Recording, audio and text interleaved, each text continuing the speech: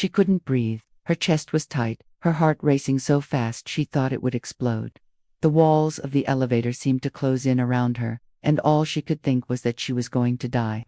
Right here, right now, trapped in this metal box between floors. And the strangest part was that she had taken elevators 1,000 times before, without any problem. But on this Tuesday morning, something inside her snapped, and the terror that flooded through her body felt ancient, like it had been waiting her entire life to surface. The panic attacks started after that elevator incident. They came without warning, sudden and overwhelming, leaving her gasping for air and convinced she was dying. Doctors ran tests. Everything came back normal. Her heart was fine. Her lungs were fine. There was no physical reason for what was happening. They prescribed medication for anxiety, suggested therapy, told her it was stress, but she knew it wasn't just stress. The fear she felt during these attacks was too specific, too visceral, too connected to something she couldn't name. The worst attacks happened in enclosed spaces. Elevators, yes, but also small rooms without windows, crowded trains, even her own closet when she went in to grab clothes. And always, there was this overwhelming sensation of not being able to get out, of being trapped, of running out of air. She would feel her throat closing, would claw at her neck like something was wrapped around it, would have flashes of darkness and pressure that made no sense in the context of her current safe environment. Her therapist, a patient woman named Dr. Martinez, worked with her for months using traditional cognitive behavioral therapy. They identified triggers, practiced breathing techniques, challenged irrational thoughts. And while these tools helped manage the symptoms, they never addressed the root cause. The attacks kept coming, and underneath the fear, there was always this nagging feeling that the panic wasn't really about elevators or small spaces. It was about something else, something deeper, something she couldn't quite remember. Dr. Martinez finally suggested something unusual.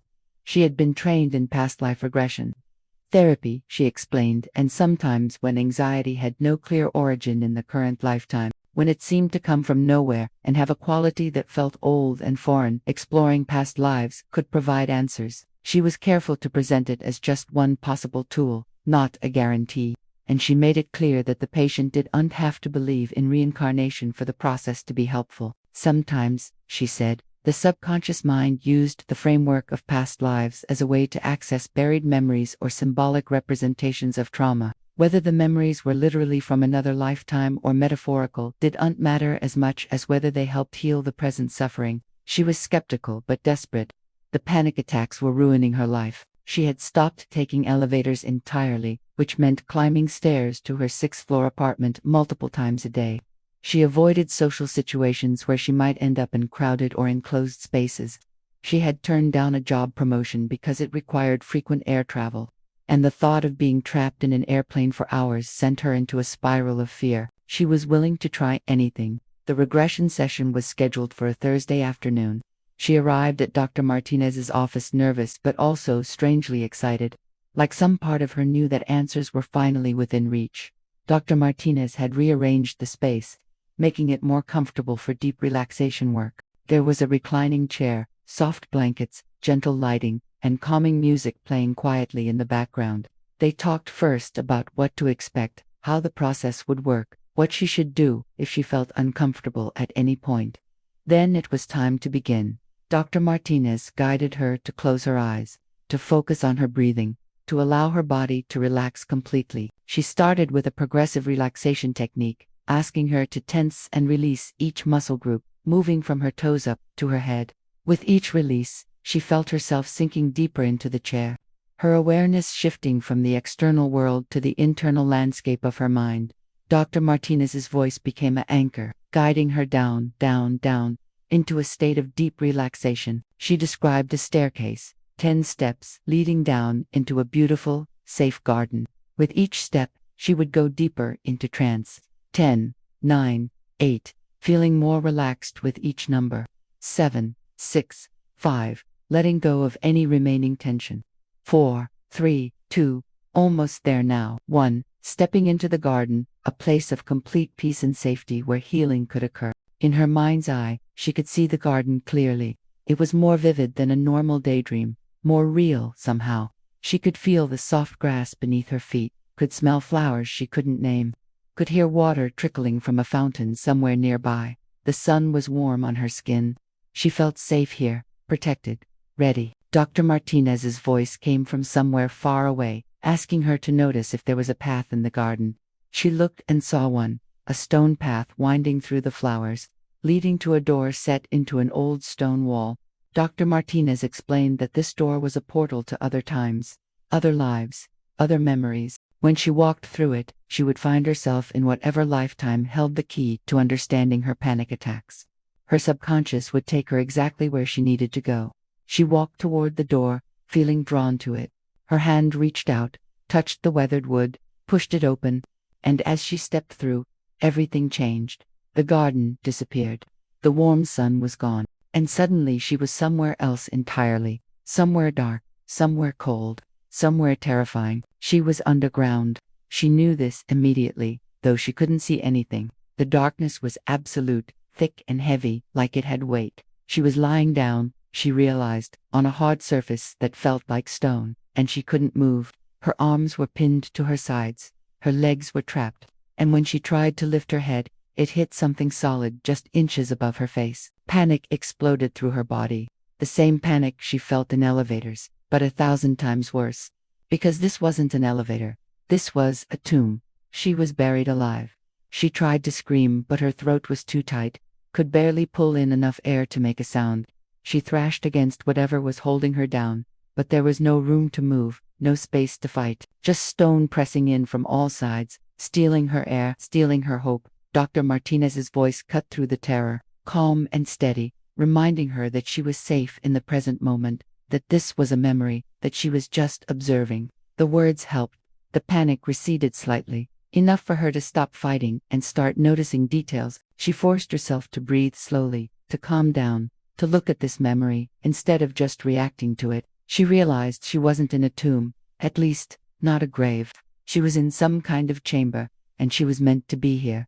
This was intentional. But why? She tried to remember how she got here, and slowly, like a dam breaking, the memories came flooding back. She saw herself as she had been in that life. A young woman, maybe early 20s, with dark hair and olive skin. She wore simple clothing, a rough, woven tunic. She lived in a small village. She understood now. Somewhere in what might have been ancient Egypt or perhaps somewhere else in the Middle East. The details were fuzzy, but the emotions were crystal clear. She had been chosen. She saw the memory now, saw the priests coming to her family's home, saw her mother crying, saw her father standing silent and stoic. She was being taken to serve the gods, they said. It was a great honor. Her family would be blessed. But she could see the fear in her mother's eyes, could feel her own terror beneath the forced acceptance, because she knew what serving the gods meant in this context. She had heard the stories. The priests took her to the temple, a massive structure of stone blocks and carved pillars. They prepared her, bathed her in perfumed water, dressed her in white linen, painted symbols on her skin. They gave her something to drink, some kind of bitter liquid that made her feel distant and dreamy, her fear muted but still present beneath the surface. And then they led her down into the depths beneath the temple, into chambers that never saw sunlight, into the realm of death and rebirth. They placed her in the stone chamber.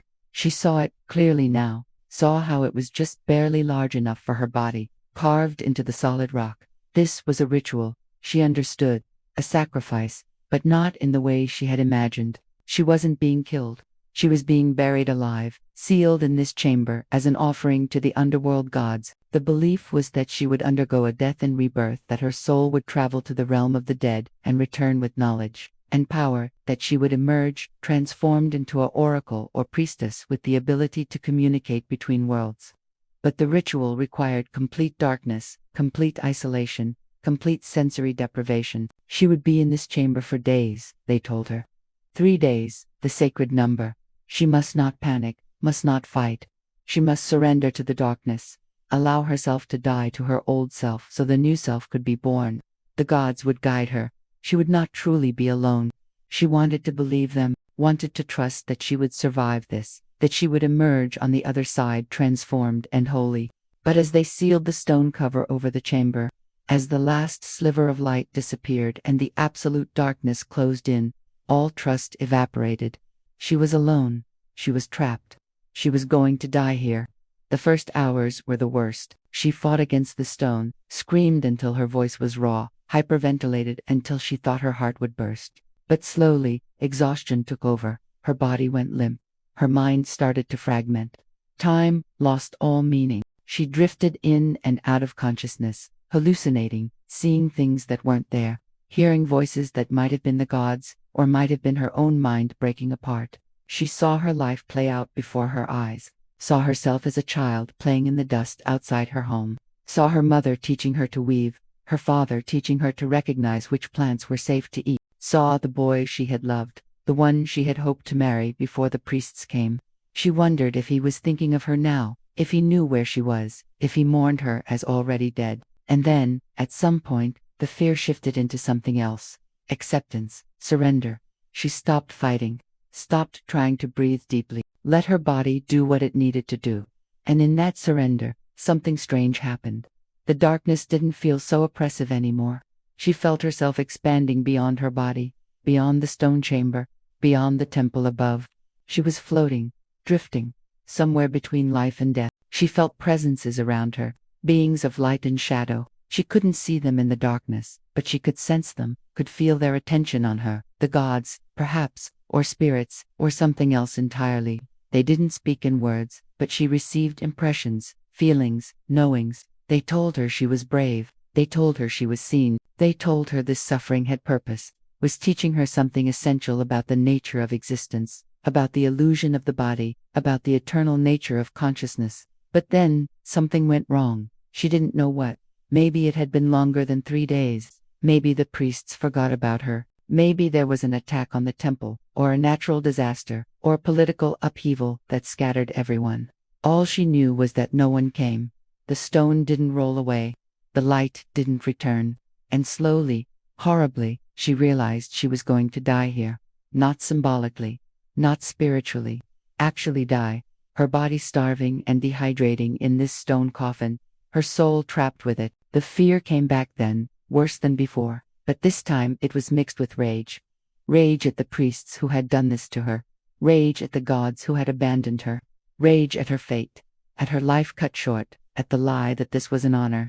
She died angry.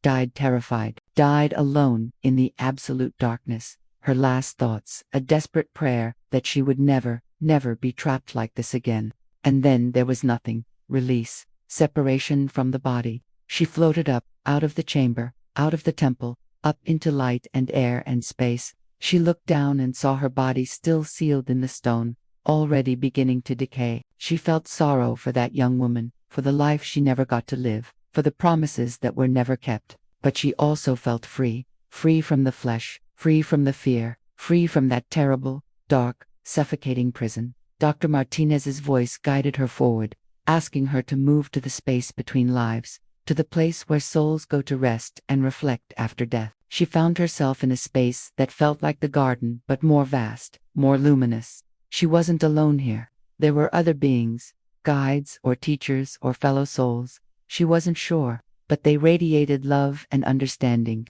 She asked them, or they somehow knew to tell her, why that death had been so traumatic, why she had carried the fear forward into this current life. They explained that the terror of that death had imprinted deeply on her soul.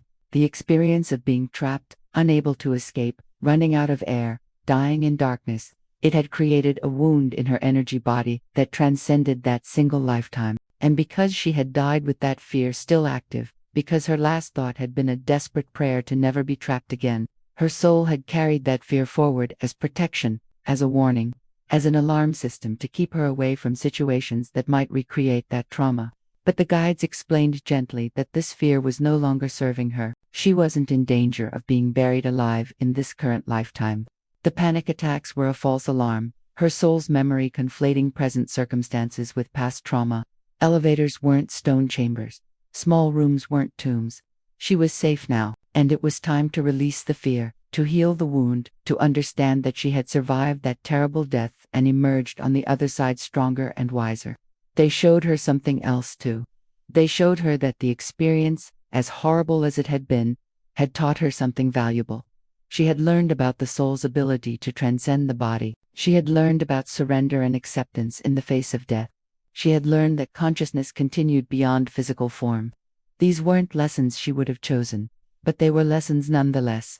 And in future lifetimes, including this current one, she would carry an intuitive understanding of death and dying, an ability to help others face their own mortality with less fear. Dr. Martinez guided her to speak with the young woman in the chamber, to offer her comfort and understanding across the bridge of lifetimes. She did, projecting love and compassion to that suffering soul, telling her that she hadn't been forgotten, that her death had meaning, that she would live again, and one day the fear would finally be released. She saw the young woman in the chamber, relax slightly, saw some of the terror leave her face. It was like offering forgiveness and healing to a part of herself that had been frozen in trauma for thousands of years. Then Dr. Martinez asked her to imagine the stone chamber opening, to see light flooding in, to watch the young woman emerge from the darkness into the sunlight. Even though this wasn't what had actually happened, even though she had died in that chamber, the symbolic healing was powerful. She watched her past self step out into the light, alive, free, breathing deeply of fresh air. And as she watched, she felt something shift in her own chest, some tightness releasing, some burden lifting. Dr. Martinez began the process of bringing her back to present consciousness, counting slowly from 1 to 10, guiding her back up the stairs from the garden, back into the room, back into her current body and current life. When she opened her eyes, she was crying, not from sadness exactly, but from relief, from understanding, from finally knowing where the fear had come from. The panic attacks didn't disappear overnight. Healing rarely worked that way, but they changed. They became less frequent, less intense, and most importantly, when they did come, she understood them. She could recognize them for what they were, echoes of an ancient trauma, and she could speak to that frightened part of herself with compassion, instead of adding more fear on top of fear. She would place her hand on her chest and whisper to the young woman in the chamber, "You're safe now. We made it out. We survived." Over the following months, she did more regression work with Dr. Martinez, exploring other aspects of that lifetime and other lifetimes that might be connected to her current fears and patterns. She learned that she had lived many lives, experienced many deaths, carried many wounds, but she also carried gifts, strengths, wisdom earned through countless experiences. The panic attacks had been one manifestation of past life trauma, but there were others. A fear of water that traced back to a drowning, a mistrust of authority that connected to a life where she had been unjustly imprisoned, a tendency to self-sabotage in relationships that stemmed from a lifetime where love had led to betrayal. Each discovery was like finding a piece of a puzzle she hadn't known she was solving. And as she understood more about her soul's journey across lifetimes, she began to understand herself in this lifetime more clearly. She wasn't just the product of her childhood and her current circumstances. She was the accumulated experience of dozens, maybe hundreds of incarnations, each one adding layers of complexity to who she was. She also began to notice changes in how she related to death. Before the regression, she had been terrified of dying, probably connected to that traumatic death in the chamber. But now, having remembered not just the death but also what came after, the fear had softened. She knew now, not just intellectually but in her bones, that death wasn't the end, that consciousness continued, that the soul was eternal. This knowing brought her peace and changed how she lived. She took more risks, worried less about safety, stopped trying to control every aspect of her life out of fear that something bad would happen. She started riding elevators again. The first time was terrifying. She stood in front of the closed doors for a full 5 minutes, breathing deeply, reassuring the frightened part of herself, before finally pressing the button. When the doors opened and she stepped inside, when they closed and the elevator started moving, she felt the familiar panic rising, but this time she didn't fight it. She acknowledged it. She spoke to it. "I know you're scared. I know you remember being trapped. But look around. This is different. This is safe. We can breathe. We can get out. We're okay." The panic peaked and then, miraculously, began to subside. By the time the elevator reached her floor and the doors opened, she was crying again, but this time from triumph. She had done it. She had faced the fear and survived. And more than survived, she had healed something ancient and deep. She shared her story carefully, knowing that not everyone would understand or believe, but those who had similar experiences reached out to her, grateful to know they weren't alone. that their seemingly irrational fears might have explanations beyond this current lifetime. She connected with others who had done regression work, who had discovered their own past life traumas underlying present fears and phobias, and she began to think differently about suffering in general. Maybe everyone's pain had roots that went deeper than this one lifetime. Maybe the anxious person had been betrayed in a past life. Maybe the depressed person carried grief from a loss that happened centuries ago. Maybe the angry person was still fighting a war that ended long before they were born. It didn't excuse harmful behavior, didn't mean people shouldn't seek help and do the work to heal. But it added another dimension of understanding, another layer of compassion. She thought about the young woman she had been in that ancient life, the one who had been chosen for a ritual she didn't truly consent to, who had died in terror and darkness, and she felt such tenderness for her, such sorrow for what she had endured. But she also felt gratitude, because that death, as horrible as it had been, had led to this awakening, had led to this understanding, had led to this healing. Nothing was wasted. Even the worst suffering could become the soil from which new growth emerged. Years passed, the panic attacks faded into memory, something that used to happen but didn't anymore. She became an advocate for regression therapy, sharing her story with others, encouraging people to look beyond the surface of their symptoms to the deeper spiritual wounds that might be driving them. She trained to become a regression therapist herself, wanting to help others find the same healing she had found, and she never forgot the lesson of the stone chamber, that sometimes we carry fears that don't belong to this lifetime, that sometimes healing requires us to remember what we've forgotten, that sometimes the key to moving forward is understanding where we've been, that sometimes the panic attack is actually a message from the soul, saying there's something here that needs to be seen, needs to be felt, needs to be released. She learned to trust her fear instead of fighting it, to follow it back to its source, to thank it for trying to protect her, even when the protection was no longer needed. And in doing so, she transformed her relationship with fear itself. It was no longer the enemy, it was a teacher, a guide, a messenger from the deepest parts of herself, carrying information about wounds that wanted to heal and patterns that wanted to break. Looking back now, she couldn't imagine her life without that terrifying elevator ride that had triggered everything, without the panic attacks that had forced her to seek answers, without the regression that had shown her the truth about her soul's journey. All of it had been necessary. All of it had been perfect, in its own strange way. The fear that had almost destroyed her had become the doorway to her healing. The past life death that had haunted her had become the key to her freedom. And the young woman who had died in darkness had finally found her way into the light. Subscribe to discover more souls who found healing by remembering what they came here to release.